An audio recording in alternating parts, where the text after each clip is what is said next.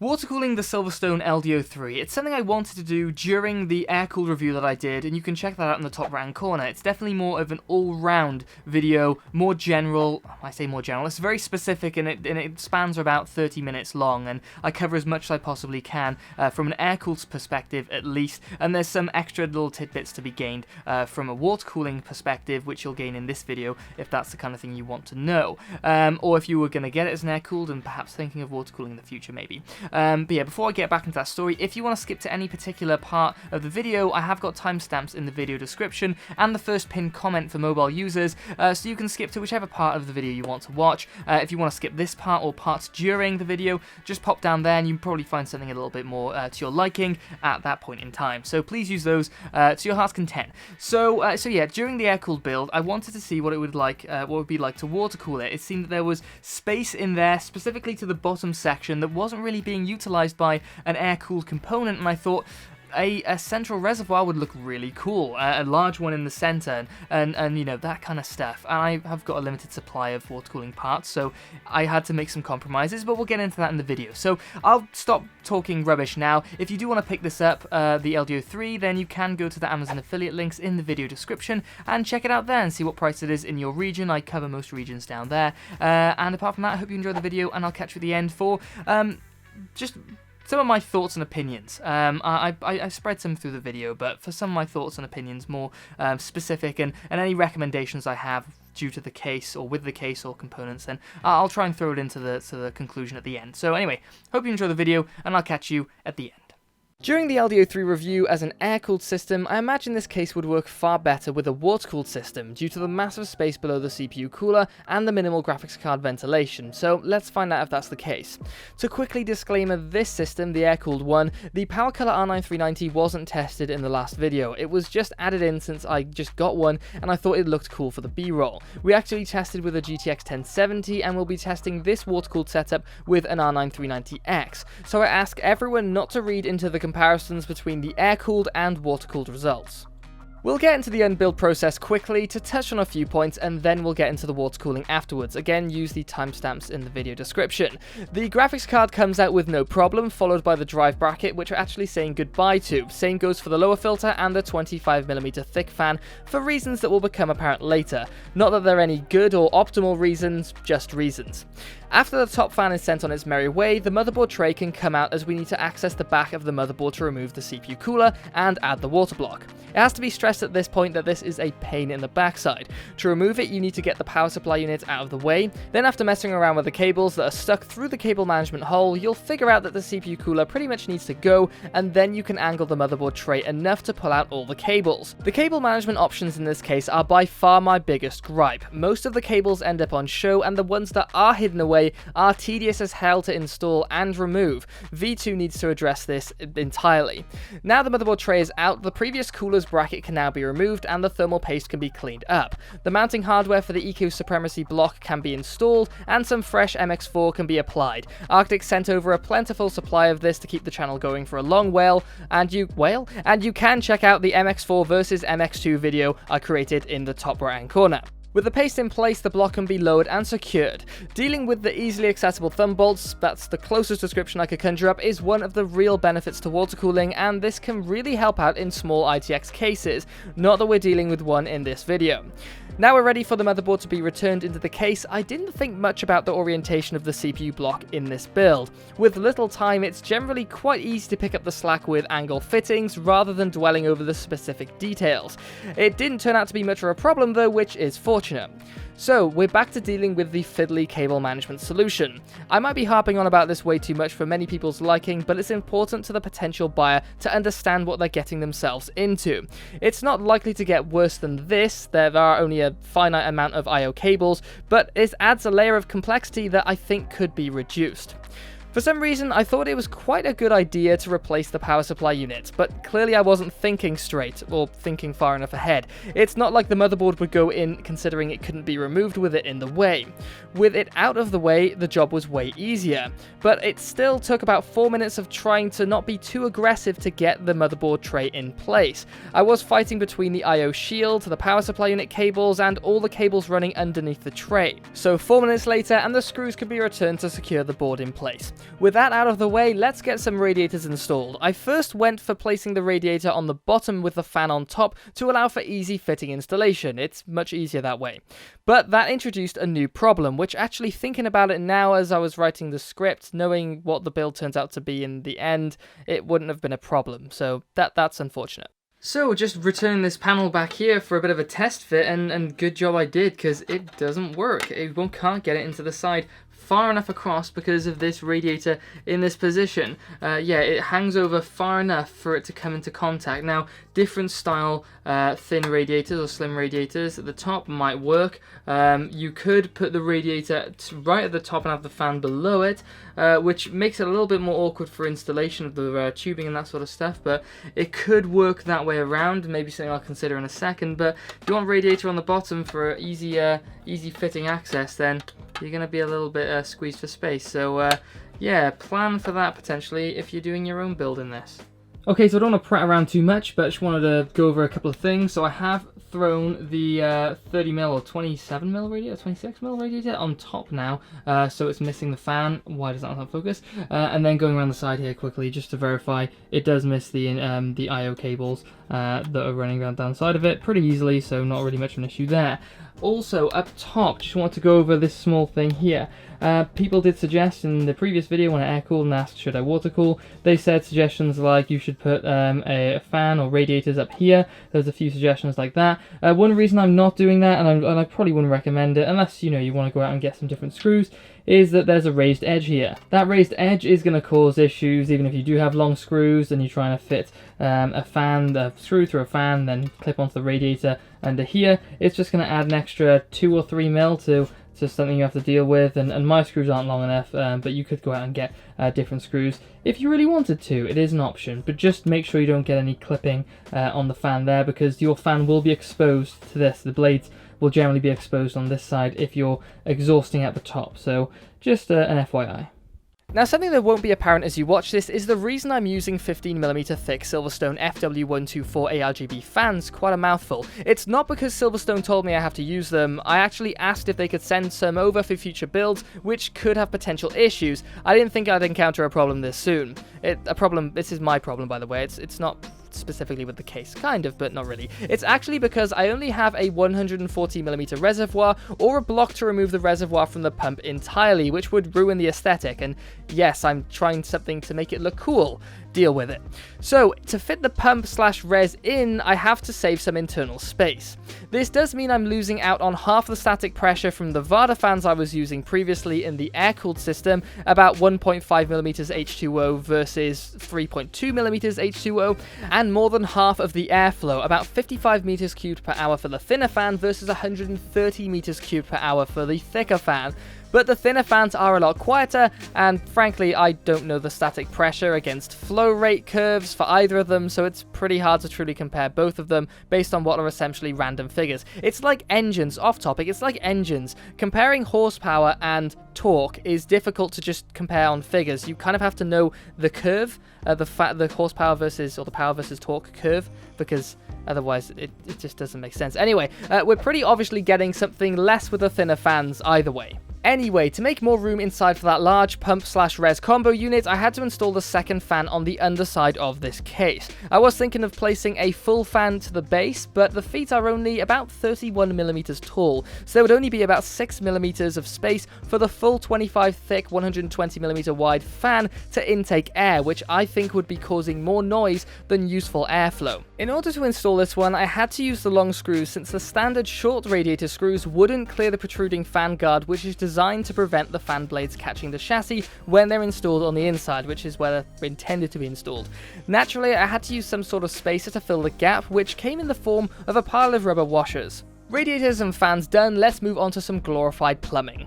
The first run is being set up to link the pump to the GPU block later on. I'd much prefer to deal with a pump that has parallel or perpendicular outlets. This kind of pump block always needs some sort of 45-degree angle adapter to make it useful, at least in my opinion, so keep that in mind for your choice of pump block. Next up is linking the pump to the lower radiator. I'm connecting to the far side since it leaves a clean and straight run from the base radiator to the top radiator. I had to use a really small straight line of tubing to make this connection work. I could have done with some extender adapters, but I think a small run of tubing actually looks better anyway. You may have noticed the random nature of this link's construction, and that's because I was making it up as I went along. It's not something that I'd recommend ideally, but if you have a fair amount of angle adapters, you can make up something on the spot that's flexible enough for your needs. At this point, I threw in the graphics card and dealt with all the runs to it off camera, and then I turned my attention to the last run being the bottom to top radiator. I wanted this one to be as straight as possible to mimic the look of hard tubing. A long shot, I know. The best way I found to do this, and pretty much most runs by the way, is to cut a rough amount a little bit longer than the actual run you want to create. Then straighten the length out and eye up how far you are from the end of the tube from the end of the barb, and that's the best word I could come up with. It's not a barb fitting, but you know what I mean. Basically just under where the thread starts in this case. From there, it's just a case of trimming the tube away until it's just shy of the end of the barb, or just under where the thread starts. And then I use pliers to stretch the end of the tubing to make it easier to apply to the barb. Some people will get really annoyed at how I've trimmed the end of the tube and say something along the lines of, only a clean cut will prevent leaks. To buy a specific tool to do this, you're teaching everyone how to get leaks and destroy their hardware. But in reality, as long as it's roughly even and you haven't split the tube down the length and the barb is mostly covered, you'll be completely fine. Long story short, do whatever you're comfortable with your own hardware. Don't let anyone else tell you how to do it. It's all on you at the end of the day. And people also get irritated about how I used some pliers to stretch the tubing and say that it will also cause leaks. And that's a pile of idiocy anyway. It's flexible. It's not plastic deformation. It's elastic. Anyway, as for the drive panel, well, this just doesn't look good to me anymore. There's no reasonable way I can throw in a big reservoir relative to the case and cover it with a graphics card on one side and then a sheet of metal to the other. So I'm reverting to the double back sticky tape way of life. Specifically this really thin double back sticky tape I previously used to replace a laptop screen. Pretty good stuff. 3M anyway. It actually works rather well, but it's stuck to the NZXT grid, which is magnetically applied to the power supply unit, and that had issues of moving due to the pressure of all the cables by the graphics card coming out of the power supply unit, so it's not an ideal solution. At this point, I realized I forgot to hook up the front I/O. As far as I'm concerned, the only connection that's important is the power switch, so I'm just hooking that one up and leaving it at that. Note, to get good access and light into the area, I had to remove the graphics card and the RAM. But back to those cables quickly. These will be mostly covered by the graphics card, but it's a complete mess anyway, and since the cables from the power supply unit are bulky and rigid, they don't take well to being bent in different ways. The eagle-eyed among you may also have noticed that I hadn't hooked up power to the grid, and that did bite me in the back afterwards. So the graphics card is back in, and I forgot to put the RAM in before I did so, and I kind of can't be bothered undoing it, so I'll make do and go through here. But a thought that occurs to me, and probably has occurred to a lot of you guys, is that this would be an absolute nightmare, and might be an absolute nightmare, if for some reason I have to dismantle any of this to solve a problem. That could be a problem. So let's just hope it doesn't. I mean, not the most inaccessible thing in the world, but yeah, once all this is plumbed in, just be an absolute nightmare to do anything with. Hence why I'm using pliers, if I didn't show you earlier, to tighten these things up, because I don't trust finger tight, especially when it gets really edgy around the side here. Also, if anyone knows of any lav mics that I can use that are good and not that expensive to hook up to the camera for when I do these things, I'd appreciate that. So this is an EK Pastel Red, I believe. It hasn't been used for about a year, so we're going to see if we can transform what is supposed to look more like the red on the side of the bottle here, well, transform this into this by shaking it. Now I don't know if that's a thing, but squeezing it there's no air coming out, so who knows.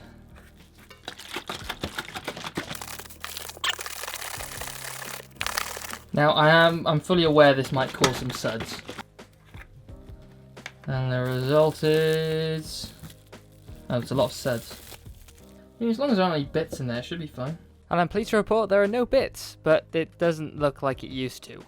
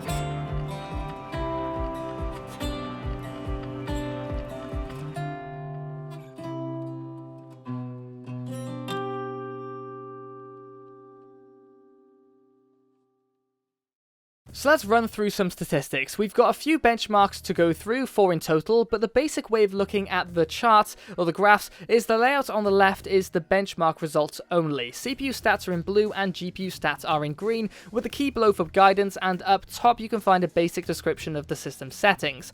And on the right are the cooling statistics, like case size, radiator capacity, and fan speed. Total radiator capacity, by the way. I thought that was the best way of showing radiator size in total. Anyway, the right will change when we transition from acoustically limited testing to full speed testing, so you'll get some noise levels and stuff like that on the full speed testing to get a good idea of the different noise levels from the acoustic ones to full speed. Anyway, let's get into this. With Prime 95 and FurMark running for 10 minutes, the most extreme test I perform, the temperatures don't look good.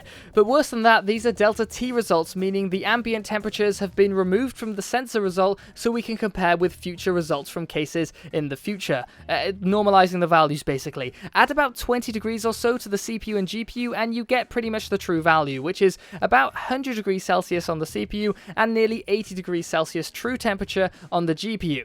Even more than that, which you can't tell by looking at the graph, is the system crashed after 6 minutes. It didn't actually downclock the CPU, it just hit 100 degrees and after a while it just crashed. So clearly about 300 or so watts, including the CPU and GPU total heat output into the system, with the limited fans and 2 small single 120mm radiators, is not really a good mix.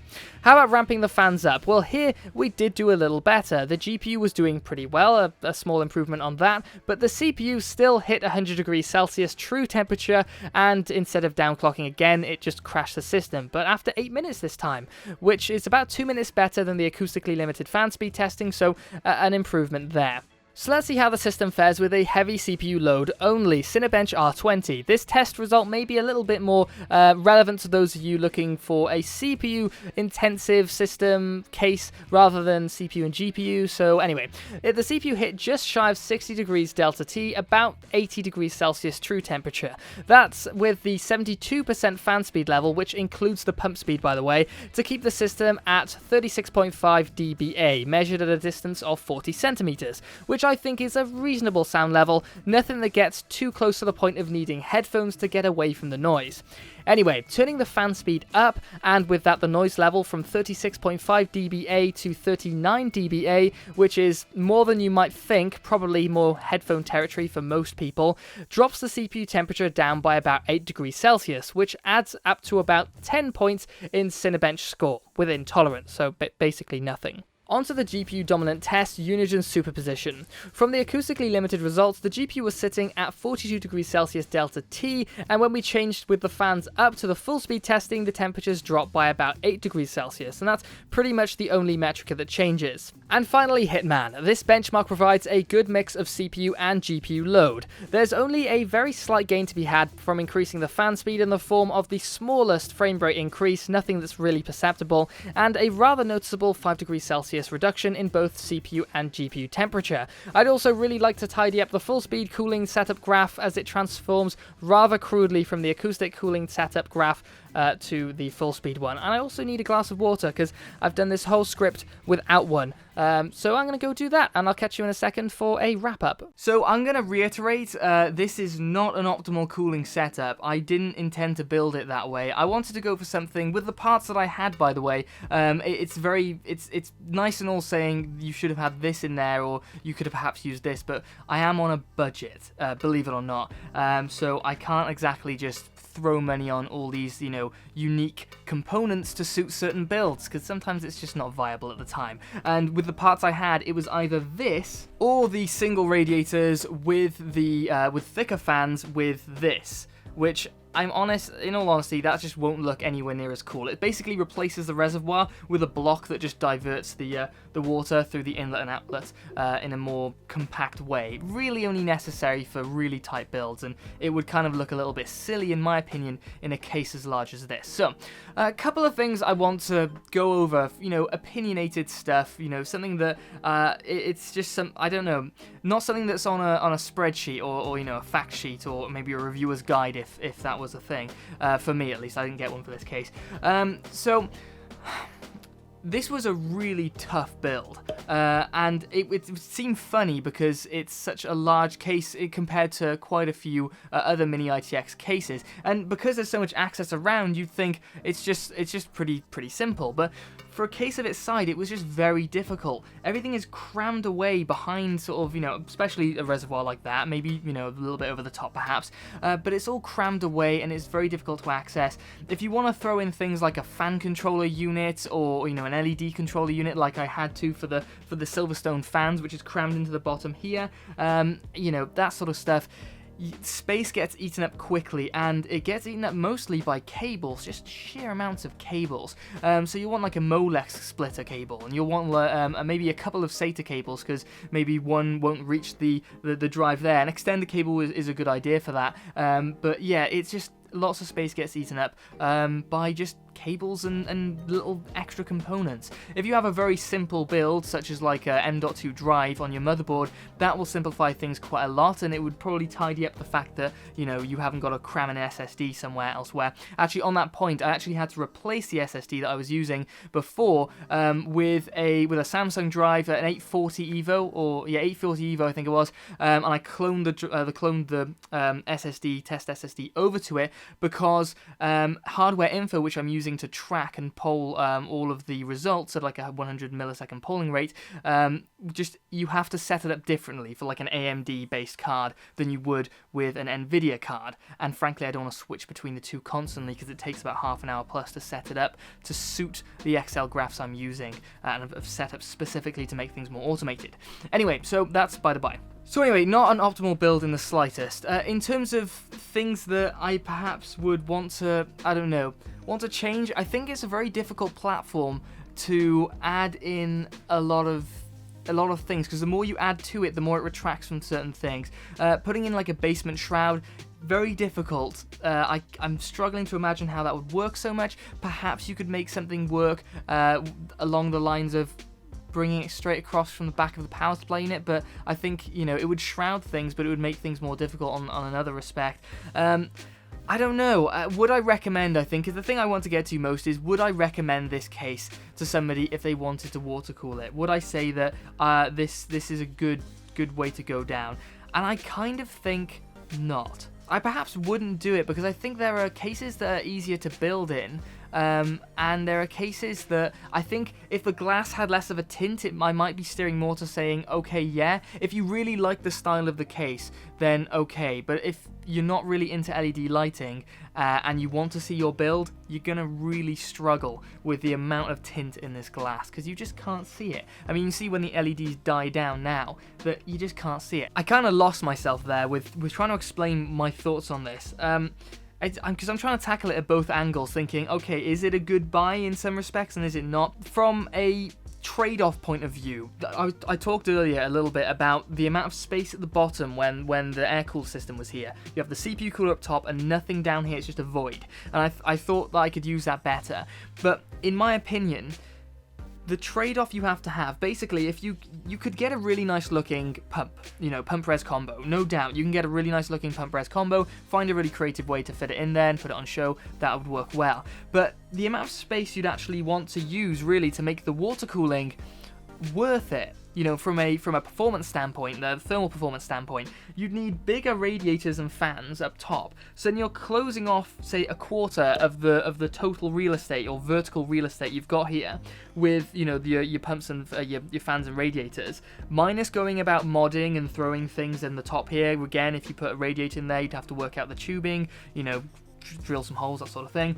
Then you're left with about half of this real estate for whatever you want to have there, or maybe just over half, maybe 2/3 of space there to make it work. And then you're closing in the space you've got to route the tubing and to access things behind there, and you're just making it more condensed and more difficult. So from that standpoint, it's just a really hard recommendation. I only get it if you know that you can make some compromises to make it work for you,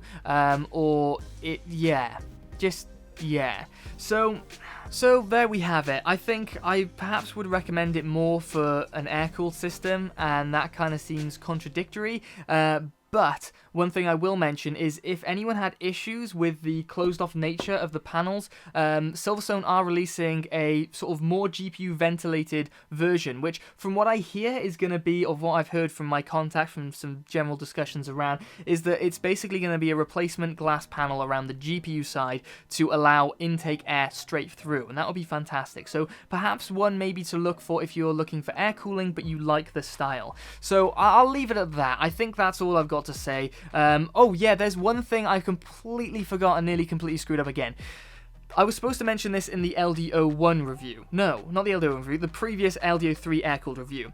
I sent to the Sickness 123. He says don't mention 123. I mention it anyway, mostly just to tease. I sent him the LD01, which I reviewed a few videos ago because he, frankly, I'll explain in a second. He basically deserved it for one reason or another. I'll explain in a second. But he did a little bit of a mod. He put in like some sheet that he cut out. And to make the lighting work. You'll see it here. He's just an extremely creative person who was able to just think of a really simple solution to, build this really cool mod. He actually built it for his wife, and that's his wife's system now, which I think is a freaking awesome system to have built for you. It looks fantastic, and they're into dogs and that sort of thing, hence the paws, and it just looks stunning.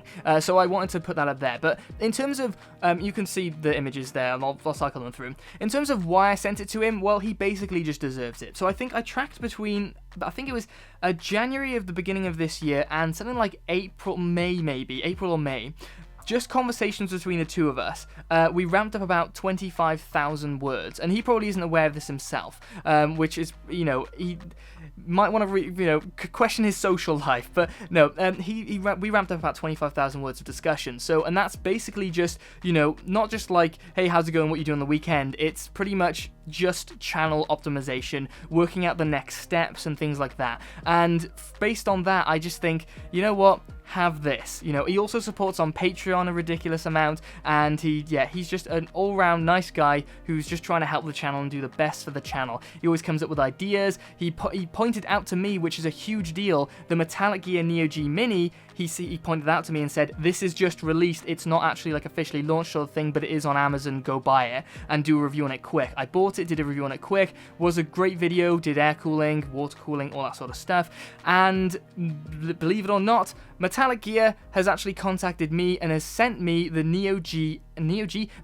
Air, the ATX case. It's not out yet, it's not ready around for sale, but they sent it over to me to do a review, and they have mentioned I can mention it. So yeah, it just, the effort he has put into the channel is unrivaled, and yeah, I've just, it's ridiculous. So anyway, he's got that case. I thought that was an amazing build. I wanted to show it because it's just a really creative use of the, well, of the case and of, you know, the theme and lighting and all that sort of stuff. I also did accidentally send him over the LED strips that I accidentally left, and I think he sent them back. I actually think he left this angle thing, so maybe I'll send this over to him with the Neo Air. Who knows? No, I won't do that because I kind of need to sell it one, I think, to bring back a little bit of flow of money back to the channel. But anyway, I'm going to leave it at that. That's gone on way too long. Thanks so much, guys, for your support. Thanks for watching. I hope you gained everything you need to know about this case. I hope you just enjoyed the video if you're here for enjoying the video. If you do want to pick up the case, again, Amazon affiliate links in the video description.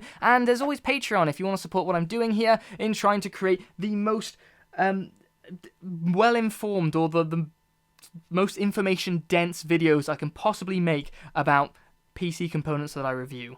Mostly cases and coolers. So that's about it. Thanks, guys. I'll catch you in the next one. Bye-bye. And of course, there's a Windows update. There we go.